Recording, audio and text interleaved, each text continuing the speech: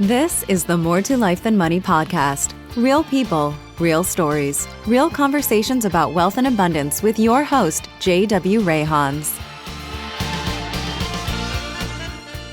Welcome back to the More to Life Than Money podcast. Today, I'm just so excited for us to have this conversation. I've got a guy in front of me who has done a number of different things, and as you're going to find very quickly, has a personality that you're just attracted to. Like, you just want to listen to him. You just want to be around him.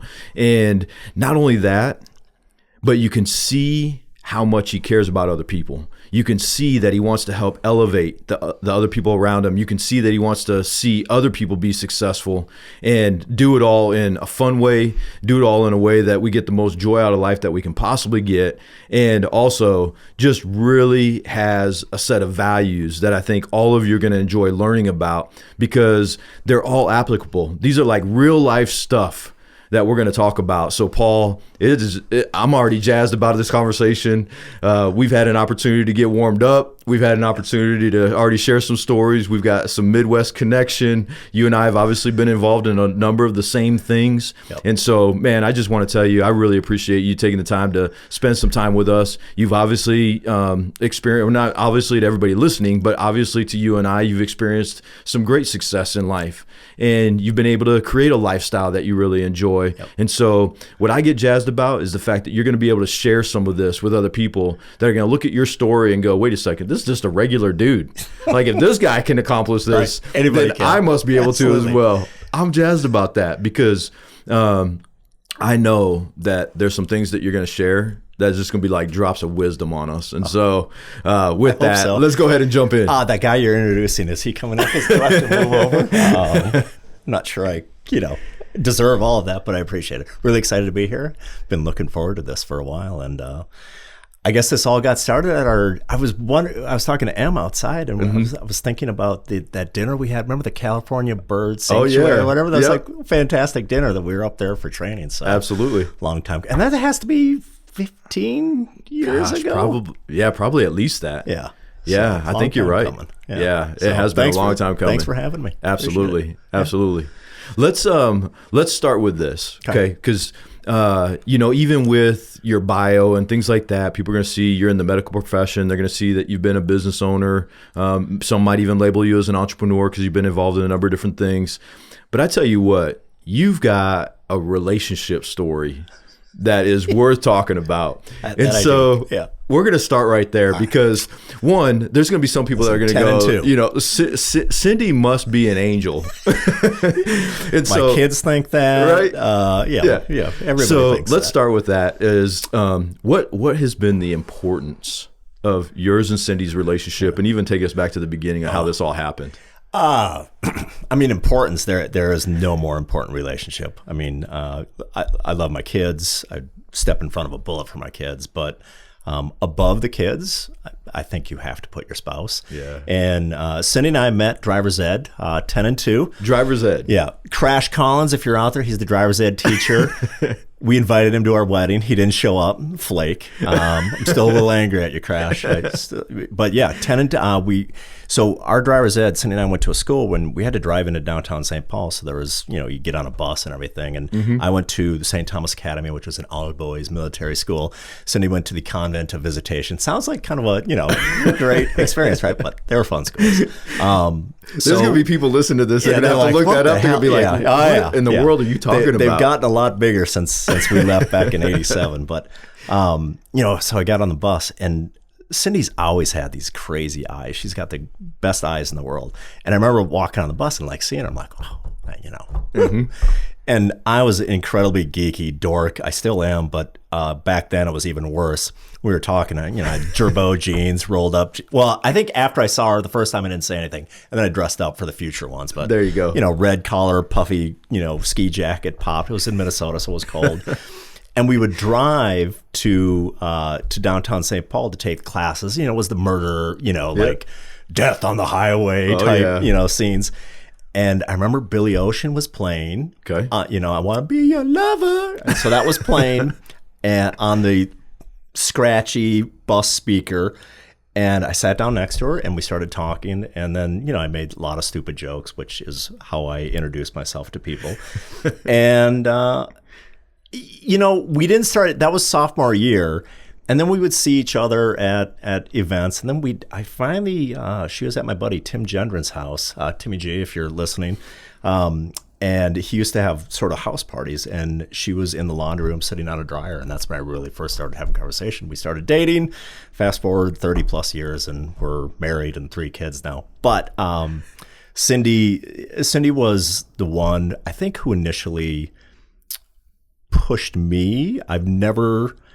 I've always been confident, but never, like, I look at other people and go, oh shit, I could never do that. Yeah.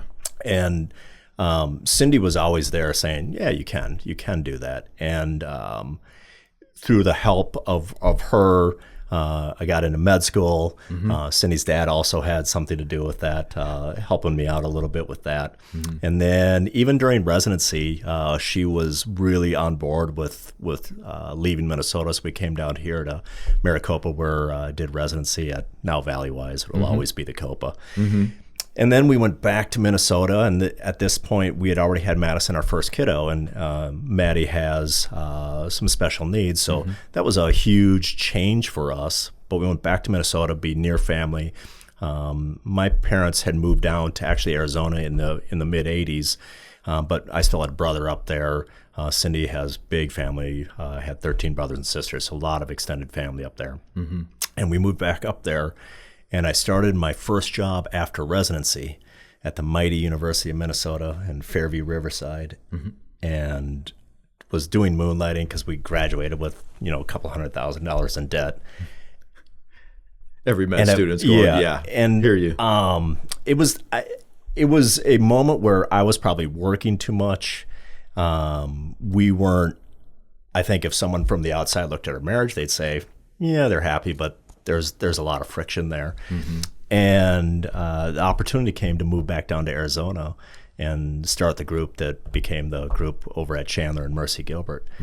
And I thought Cindy was going to say no. I thought she was going to hesitate. And we sat down and I said, hey, I got an email from Keith. He's talking about, starting a group in Chandler. And she's like, let's go. Wow. So she surprised and that was a you. huge jump, right? Because that was, again, leaving a lot of the support. Yeah. We have a kiddo with special needs. Well, I think that's one of the things that I want to highlight for anybody listening is if you haven't already, you probably noticed you're gonna want to take some notes throughout this conversation, because there's going to be these different pieces of this that can apply in any area of someone's life. They can apply in any phase of life. And even what you're talking about is there's going to be those moments where it's tough. It's going to be those moments where maybe the relationship is strained. There's going to be these moments where you're up against a big decision. There's going to be these moments where you might have to make a move. And even in you mentioning, you were kind of making an assumption of what Cindy's response was going to be. Yeah, absolutely. And then she changed all that. Completely surprised me. Yeah, because you were moving away from, this would take you away from a support network, which, as you mentioned, especially with you guys and Maddie, was extremely important. Yeah. And then we came down here, and again, you're starting a business, you're starting a group, you're working a lot. So she took on all these responsibilities that I don't think I did I know I didn't do a good enough job of realizing at the time, right? I mean, you realize it, but you don't necessarily say thank you in a way that you would be, if you went back 25 years, you'd be like, hey, dumbass, do this. But did all that portion where really created a home situation that was fantastic. And then, really would always, if I ever leaned too far over towards either working too much, committing to too much, she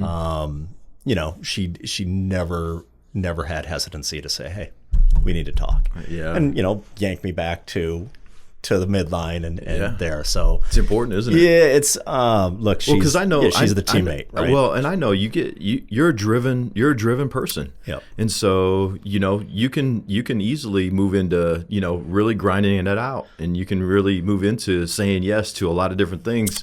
I know that you're optimistic by nature, and so lots of things look like an opportunity. Correct. And so it sounds like, she and kind of gave you some. I think the filter's better now, but that filter took a lot of years to go, oh, you don't need to say. It does take. it's a weird balance, right? Yeah. You want to say yes, and there's things that we have gotten in our lives because we have said yes. But then you also have to have the knowledge and the wisdom to say, no, that doesn't work right now. You know what? I think this could actually be valuable because, especially for people who are optimistic, they're driven, they see opportunities around them. What now, with say the experience, the expertise, the wisdom that you have now, what are some of the ways that you either have a process or a filter or what to be able to determine what you're going to say yes to and what you say no to?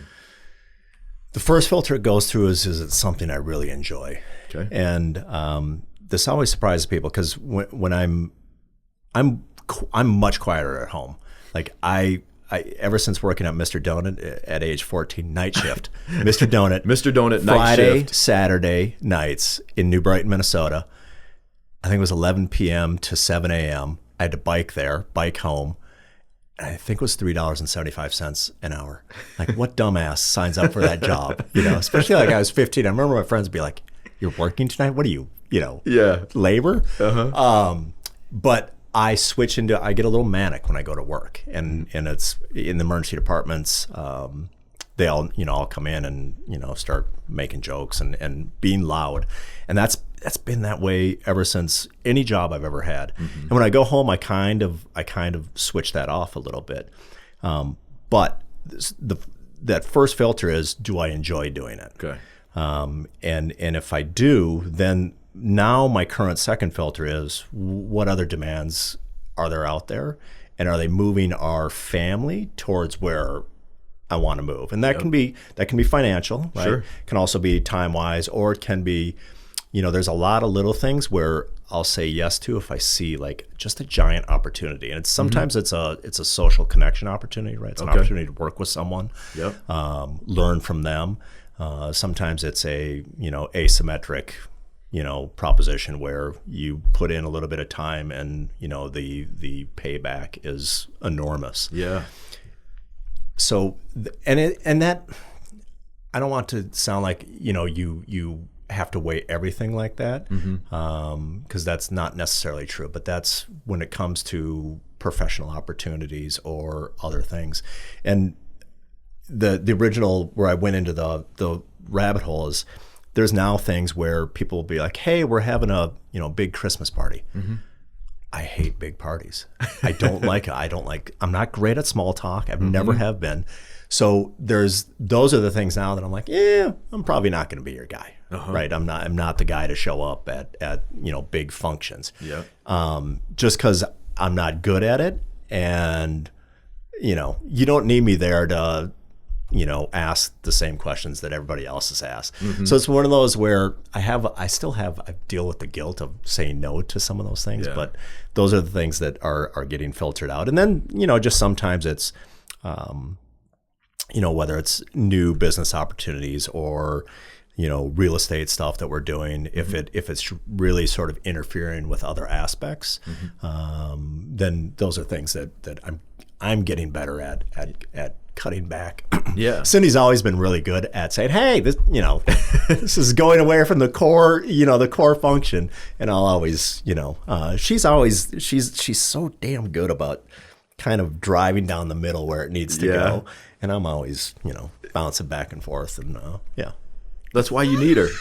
Yes, absolutely. But I'm going to highlight that because what you did is you kind of gave us a framework for decision making. You gave us a framework for determining opportunities that you're going to pursue or the ones that you're going to pass on.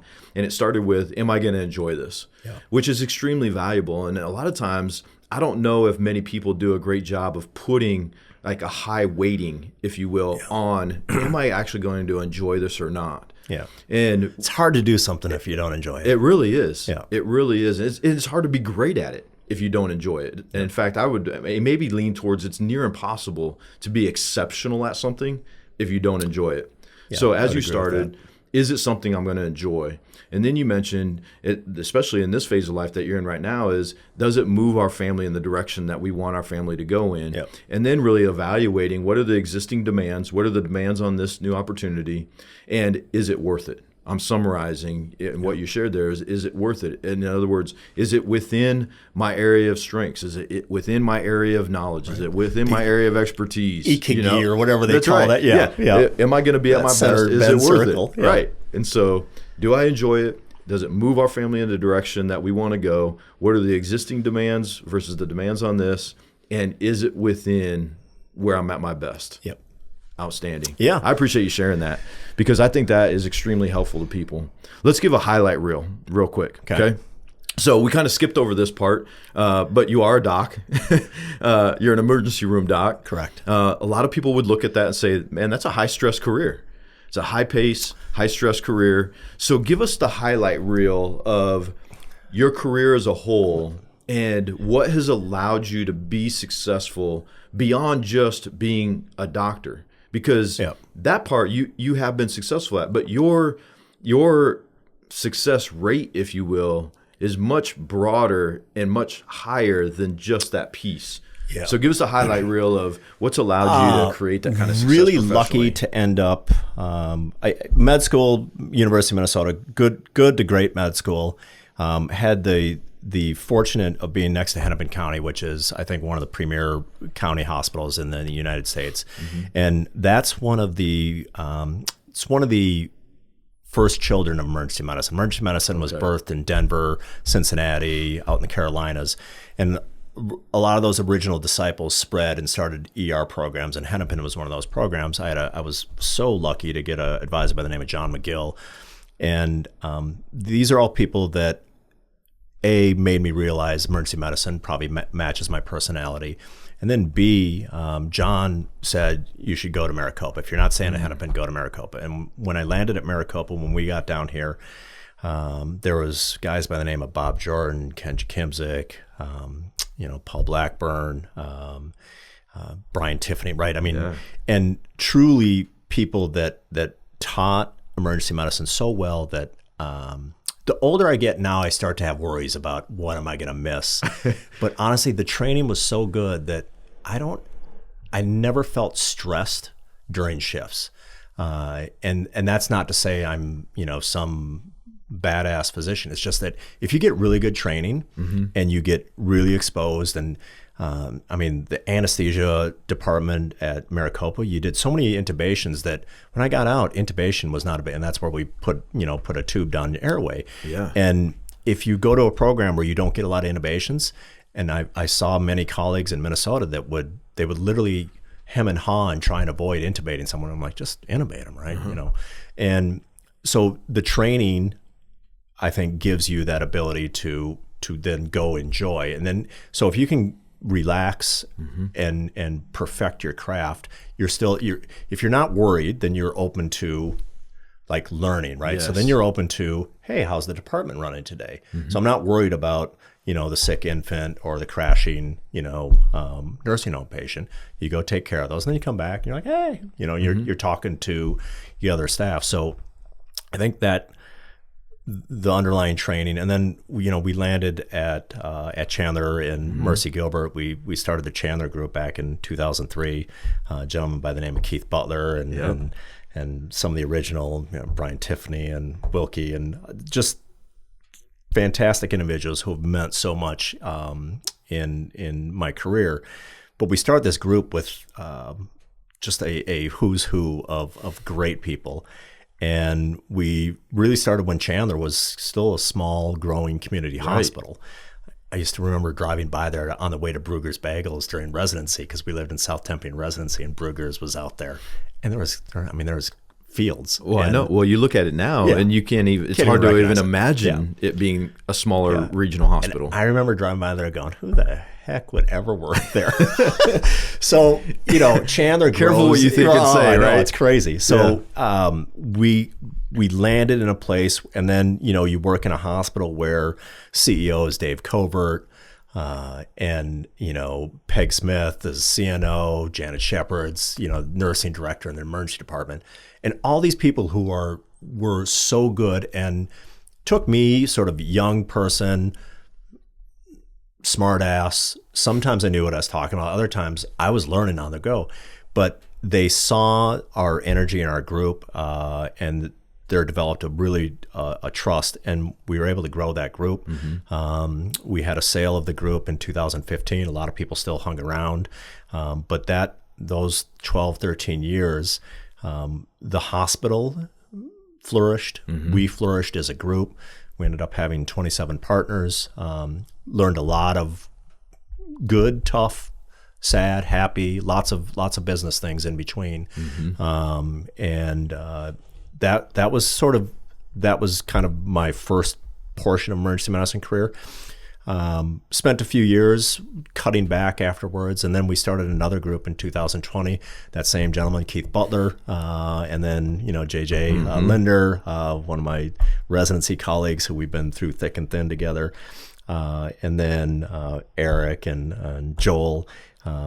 We were able to form this other group, and then we started staffing the emergency departments for Arizona General, which at the time had a relationship with Common Spirit. It was a group that started out of Texas, and that group got into some financial difficulties, so Common Spirit took over those hospitals. But it was 12 freestanding ERs and 2 small hospitals.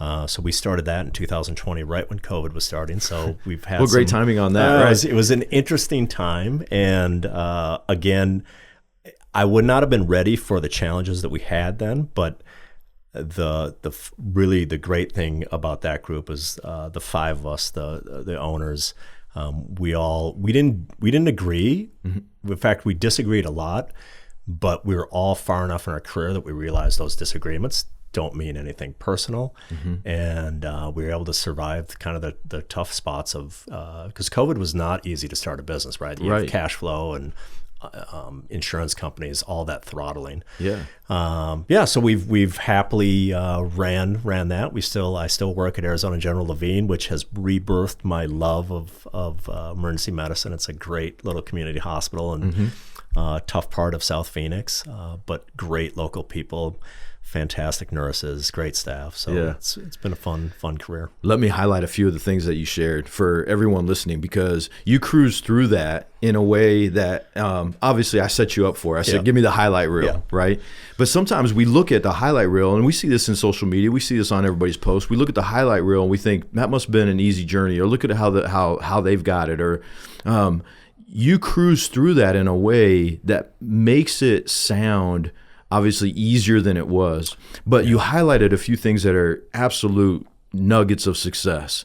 You highlighted people by name, which means you built a relationship with them. There were relationships that were built, that these were people who saw something in you at a younger point in your career that said, you know what, I'm willing to invest in him. I'm willing to invest in their group. I'm willing to invest in what they're doing. And when I use the word invest, I'm talking about they probably did financially invest, obviously, with some of those partnerships, maybe, but more of the investment was in their leadership, in their mentorship. And then you guys obviously had big decisions that you needed to make along the way. And you mentioned the trust that was built between hospital leadership and your guys' medical group. So there's trust there. Now, then you progress that forward. You go through a sale, and there's another venture that you guys start up. And you mentioned, listen, we disagreed. We had disagreements. But you know what? We were far enough in our careers that, again, I'm going to bring that word trust back up. We trusted each other, and we could know that these disagreements are not personal. These disagreements are to help us be as strong as we can be, especially in an extremely challenging, unprecedented time that then allowed you guys to get through that as a new business and to make it successful to where you are today. And so I wanted to walk back through that, because that is what people can apply no matter what profession they're in, or no matter what business they're in, or you take it to relationships, whether it's a personal or professional relationship, to realize, hey, disagreements don't always mean that we don't like each other.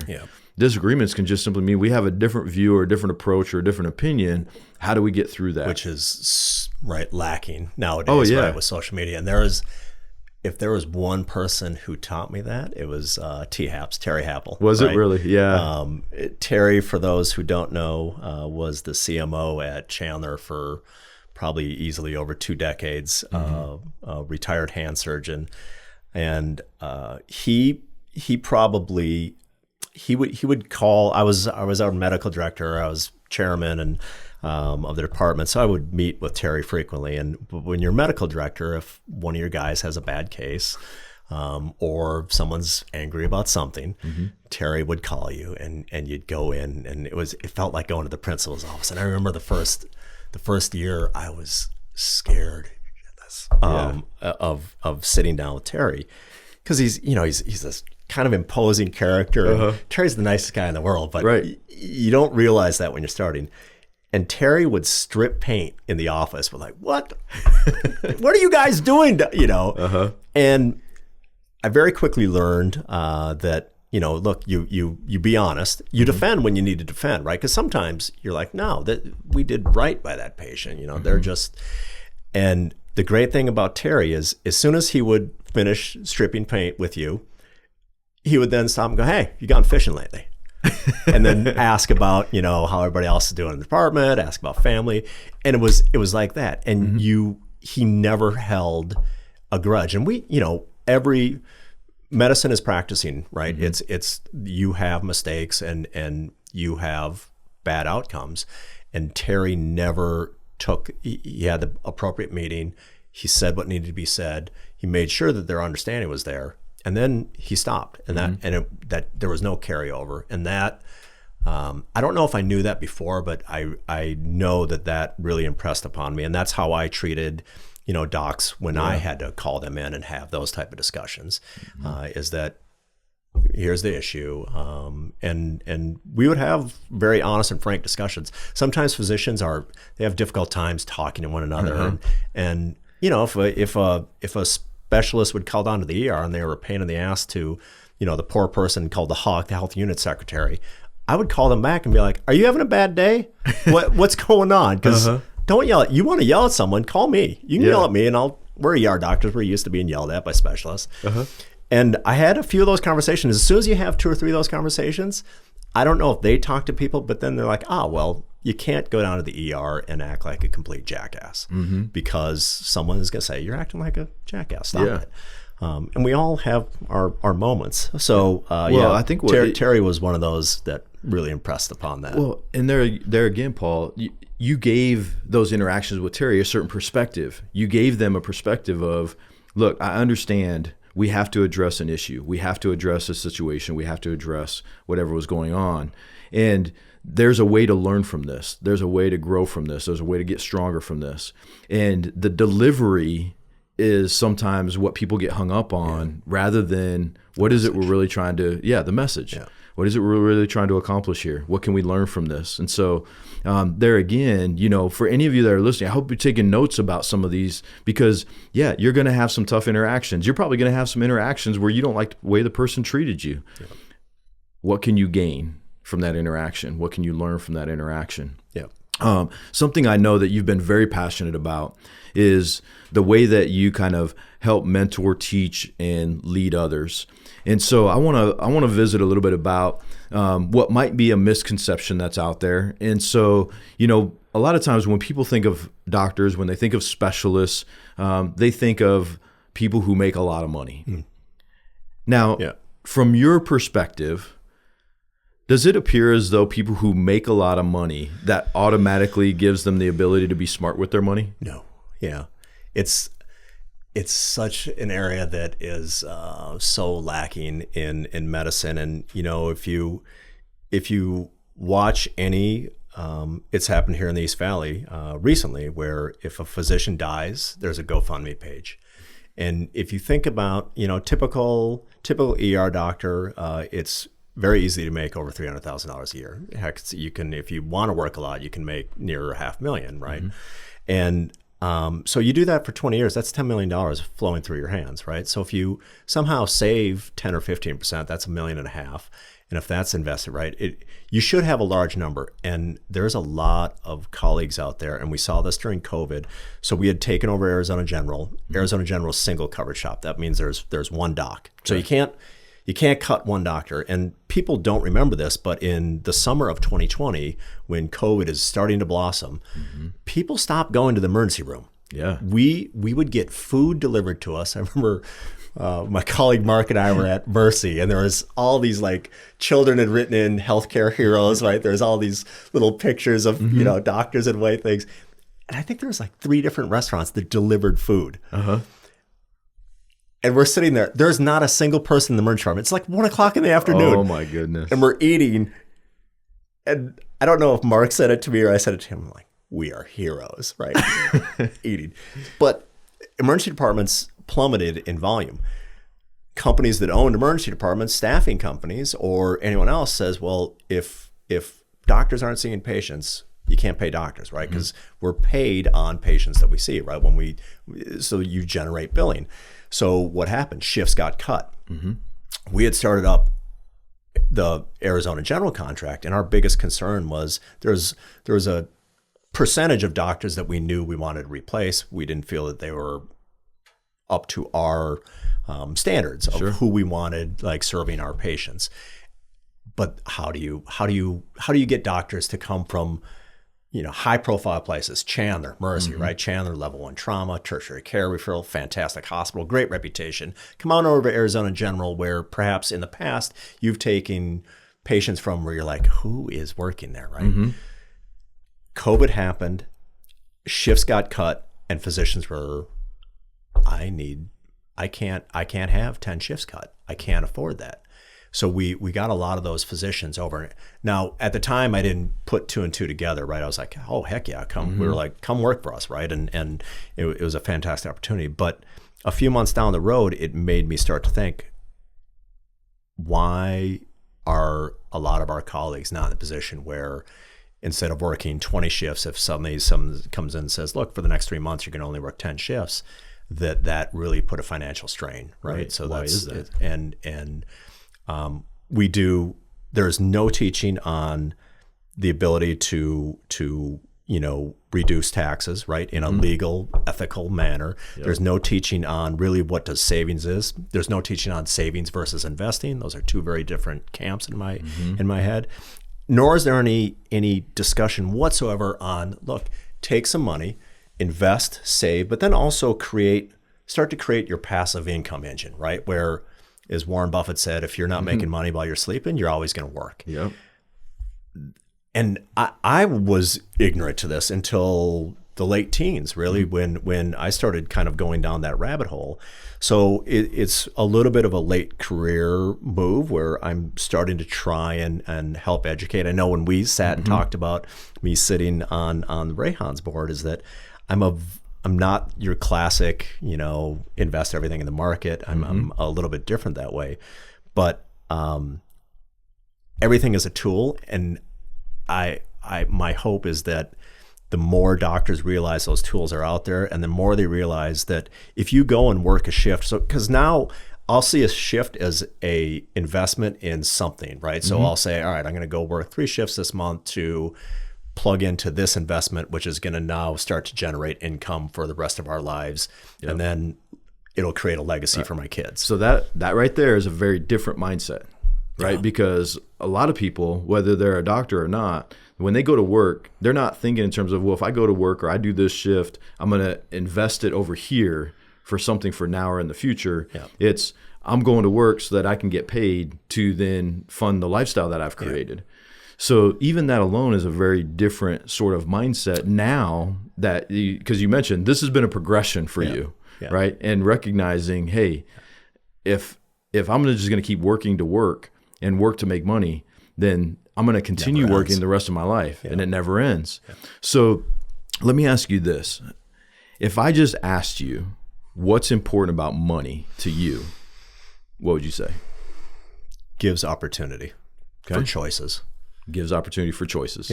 Yeah. So money to me allows you to choose how you're going to live, allows you to choose how much work you do, allows you to choose what opportunities, right?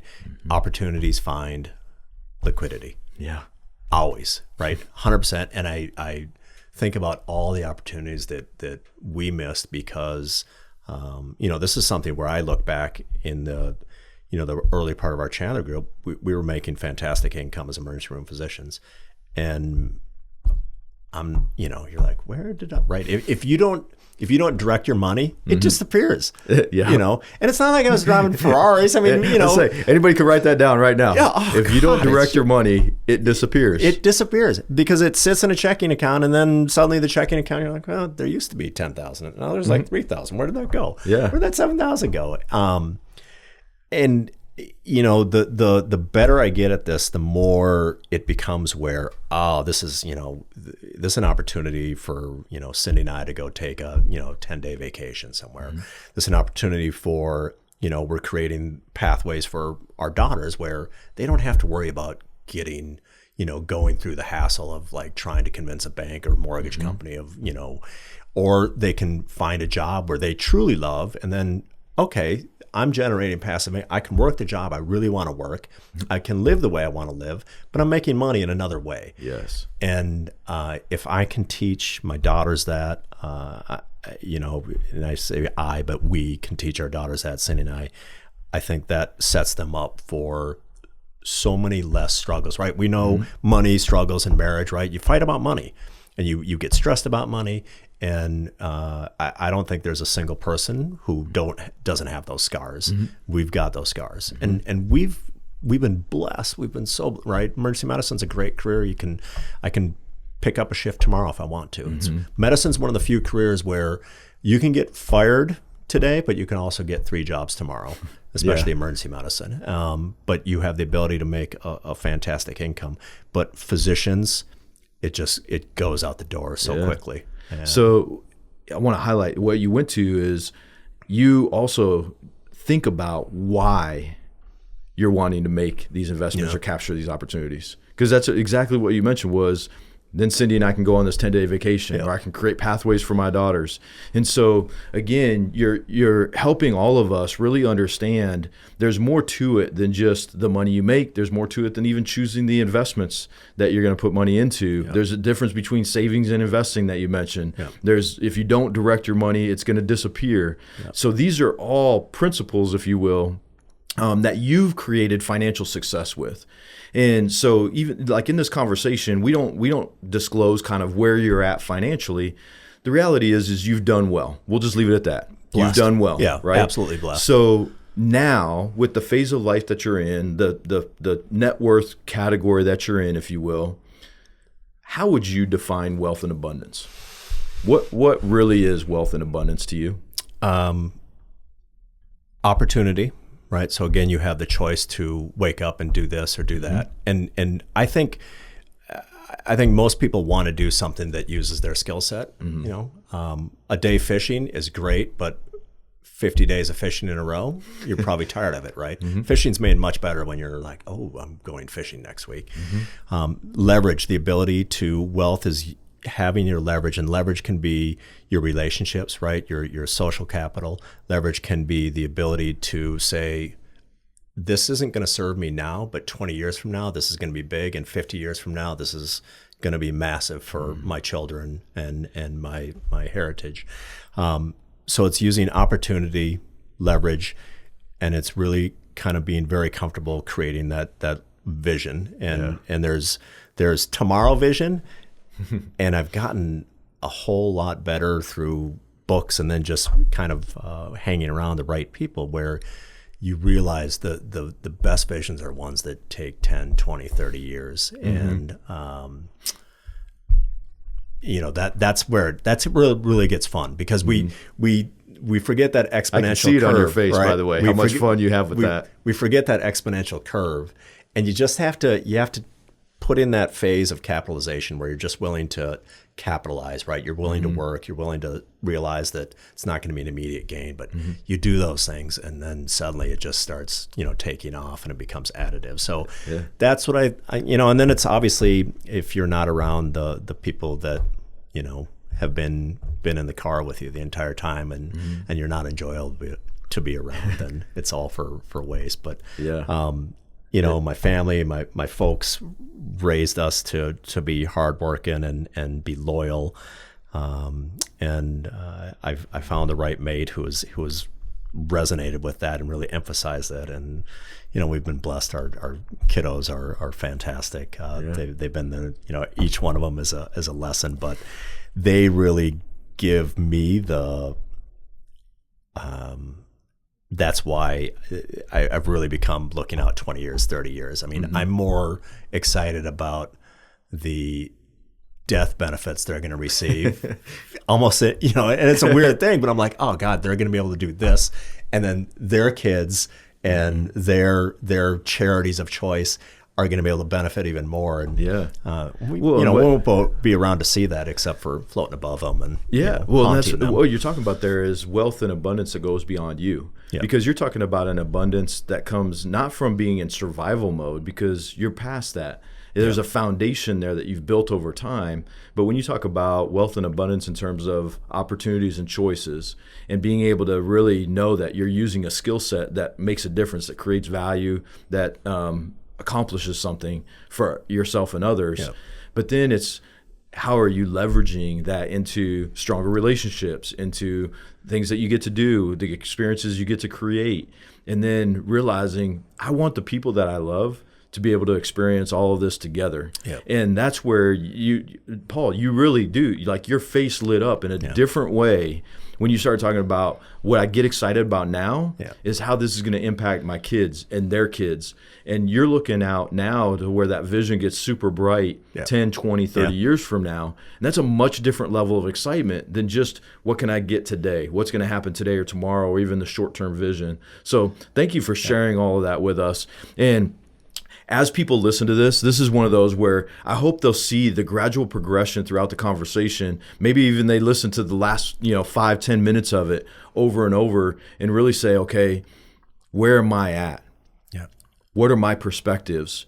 And then somehow be inspired by the things that you've shared with us. And so I thank you for this. You're welcome. And it doesn't, I think when I have discussions with people, sometimes they feel that it's going to take too long. And like all flywheels, you don't realize that after a while, suddenly that flywheel really starts to spin fast. And you just start with one purposeful movement, and suddenly becomes additive. And that's not to mean that you don't have ups and downs. Of course.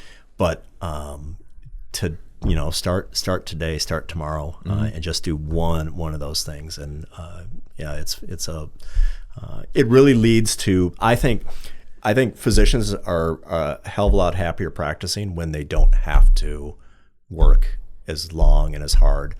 Medicine is tough. It beats up on our colleagues. And if you have the ability to say, I'm going to take 2 or 3 days off this week and not be ruined by it, right, I think it just makes you so much better. And then you come back and then you start to, I'm going to work because of this, and then you're there and you're happy to be there. That's right. So I appreciate this. There's all sorts of psychological things we can go to on why that's so beneficial. But what you're talking about there is just that psychological freedom, that psychological margin to really be at your best when you're in those high stress or high intense situations. But it's because you've created that through other areas of your life. And so again, I thank you. And as we remind everybody, if Paul's story, if it's something you connect with, especially if there's others maybe in the medical profession or healthcare or a physician that you really feel could benefit from listening to Paul's story, if maybe it's just, a couple that you know of that could be inspired by, the story that starts at driver's ed with Paul and Cindy and then progresses into the life that they've created and the family they've created now. I mean, share this, let this, and that's the gift that I hope happens from this, Paul, is that people will share this. People you'll never meet will be inspired by something that you shared. They'll take action on it. They'll do something with it. And that gets to be their moment where things change for them in the direction that they want to go. And just as we all know, there's so much more to life than money. Yeah, absolutely. That would be really cool if that impact occurs. So I appreciate the time. This has been wonderful, JW. Thank you. That's what we want. Good to see you. Thank you for listening to the More to Life Than Money podcast with your host, J.W. Rayhans, financial advisor, jw@rayhansfinancial.com. Guests are not affiliated with or registered with Cetera Wealth Services, LLC. Any information provided by guests is in no way related to Cetera Wealth Services, LLC, or its registered representatives, unless otherwise noted as a representative of Cetera Wealth Services, LLC. The opinions contained in this material are those of the author and not a recommendation or solicitation to buy or sell investment products. This information is from sources believed to be reliable, but Cetera Wealth Services, LLC cannot guarantee or represent that it is accurate or complete. Securities offered through Cetera Wealth Services, LLC, doing insurance business in California as CFGAN Insurance Agency, LLC, California Insurance License Number 0644976, member FINRA/SIPC. Advisory services offered through Cetera Investment Advisors, LLC, a registered investment advisor. Cetera is under separate ownership from any other named entity. California Insurance License Number 0M15552. The views depicted in this material are for informational purposes only and are not necessarily those of Cetera Wealth Services, LLC. They should not be considered specific advice or recommendations for any individual. Neither Cetera Wealth Services, LLC, nor any of its representatives may give legal or tax advice. 313 North Gilbert Road, Suite 200, Gilbert, Arizona 85234.